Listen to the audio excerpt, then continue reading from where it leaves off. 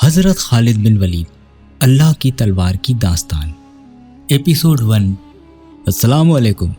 آج ہم بات کریں گے اسلامک تاریخ کے ایک ایسے عظیم سپاہ سالار کی جن کے نام سے دشمنوں کے دل کانپ جاتے تھے اور جن کے ارادے لوہے کو بھی توڑ دینے والے ہوتے تھے۔ ان کا نام ہے حضرت خالد بن ولید، جنہیں سیف اللہ یعنی کہ اللہ کی تلوار کہتے ہیں۔ بچپن اور پرورش۔ حضرت خالد بن ولید رضی اللہ تعالیٰ عنہ کا تعلق قریش کے مشہور خاندان بنو مخزوم سے تھا، جو اپنی شجاعت اور جنگوں کی اسٹریٹجی کے لیے مشہور تھا۔ ان کے والد ولید بن مغیرہ مکہ کے امیر لوگوں میں سے ایک تھے اور اپنے وقت کے عظیم سرداروں میں گنے جاتے تھے۔ حضرت خالد بچپن سے ہی طاقتور اور عظیم تھے۔ انہوں نے تلوار چلانا، تیر اندازی اور گھڑ سواری جیسے فن اپنی جوانی کے شروعاتی دنوں میں ہی سیکھ لیے تھے۔ اسلام سے پہلے کا دور۔ شروعاتی وقت میں حضرت خالد بن ولید نے اسلام کو اپنایا نہیں تھا۔ وہ اسلام کے مخالف تھے اور قریش کی فوج کے ایک عظیم سردار تھے۔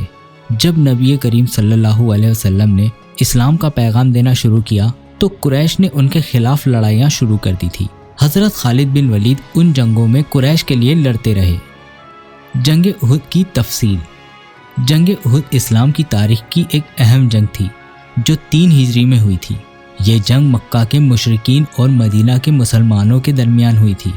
اس جنگ کو احد اس لیے کہا جاتا ہے کیونکہ یہ احد پہاڑی کے پاس لڑی گئی تھی، جو مدینہ کے باہر ایک بڑی پہاڑی ہے۔ جنگ کی وجہ۔ جنگ احد کا سبب جنگ بدر تھی۔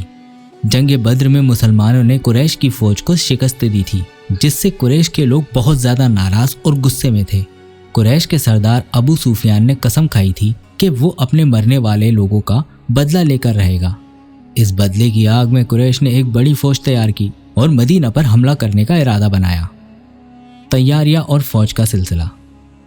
مشرکین مکہ نے 3000 سپاہیوں کی ایک بڑی فوج تیار کی۔ ان کے پاس 200 گھوڑے، 700 لوہے کے بختر اور بہت ساری تلوار اور نیزے تھے۔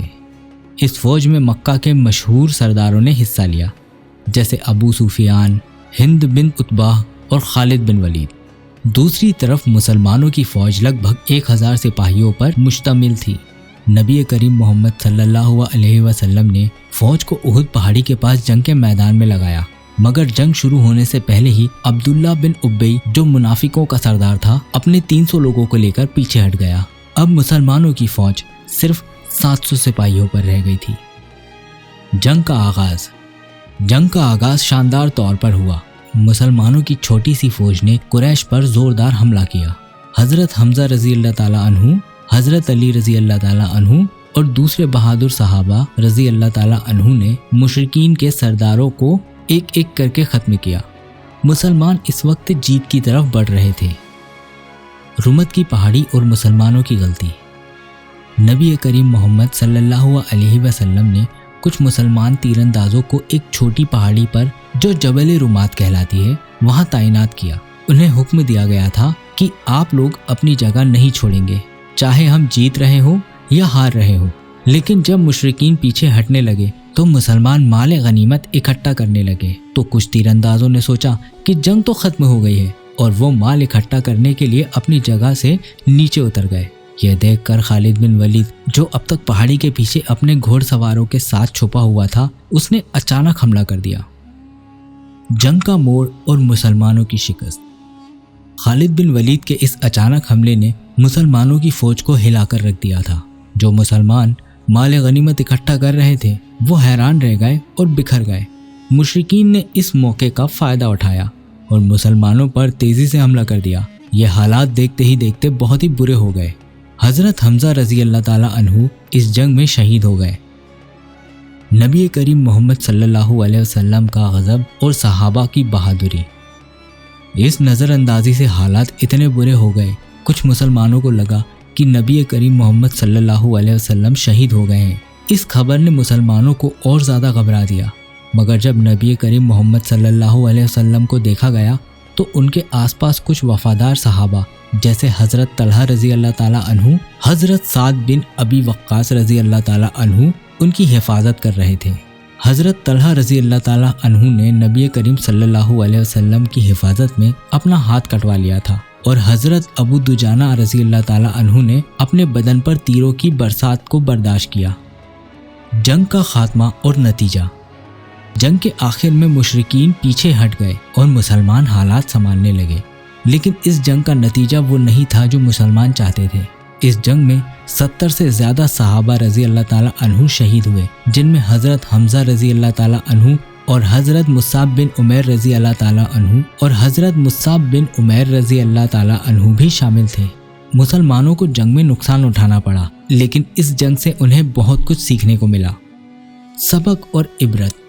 जंग उहुद से हमें कुछ अहम सबक मिलते हैं। हुक्म की पाबंदी। नबी करीम मोहम्मद सल्लल्लाहु अलैहि वसल्लम ने तीरंदाजों को जो हुक्म दिया था उसको ना मानने की वजह से मुसलमानों को शिकस्त मिली। दुश्मनों को कमज़ोर ना समझना। खालिद बिन वलीद के हमले से ये सबक मिलता है कि दुश्मन को कभी भी कमज़ोर नहीं समझना चाहिए। ईमान और अज़्म। सहाबा का जज्बा और नबी करीम सल्लल्लाहु अलैहि वसल्लम की हिम्मत ने दिखाया कि मुसीबत के वक्त भी अल्लाह पर भरोसा करना चाहिए। नतीजा। जंग उहुद में मुसलमानों ने जो शिकस्त उठाई वो असल में एक इम्तिहान था। अल्लाह ताला ने मुसलमानों को ये दिखाया कि अगर वो हुक्म अदूली करेंगे तो अंजाम बुरा हो सकता है, लेकिन इस जंग के बाद भी मुसलमानों का जज्बा कम नहीं हुआ। वो और भी ज़्यादा मजबूत हो गए और अगले सालों में इस्लाम को फैलाने में कामयाब रहे। ये थी जंग उहुद की मुकम्मल कहानी, जो इस्लामिक तारीख का एक अहम हिस्सा है और हमें मुसीबत के वक्त हौसला और सब्र का दर्स देती है।